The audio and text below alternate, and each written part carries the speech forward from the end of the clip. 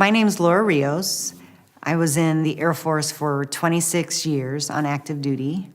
My name's Chris Smith. I was in the United States Marine Corps from 2003 to 2013, deployed to Iraq 2009 to 2010. Name is George Navarrete Jr. I served in Vietnam with the 101st Airborne Division from 1969 to 70. My name is Gerald Grzwinski. I served in Afghanistan from 2011 to 2012. I'm in the U.S. Army Reserve, and I'm a military police officer.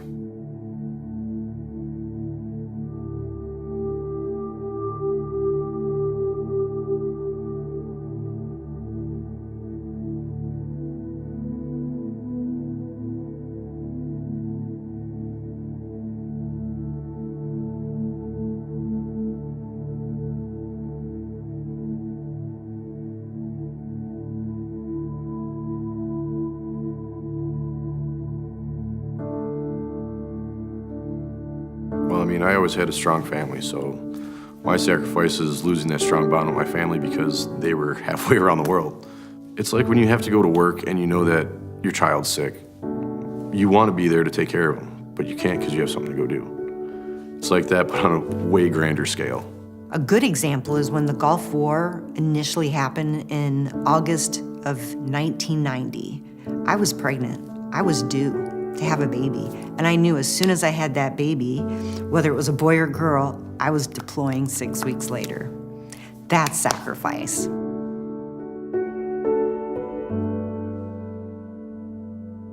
Valor is when everything's shredded away. How do you respond in that moment? When you give up yourself, and a moment's notice, in a split second, you have to make a decision, and you might have to sacrifice yourself to save all your troops or everybody in your unit. My father said to me, "You got some boxes here." Boxes. I said, "Well, open up, Dad." He looked at me and he says, "You got a brown star."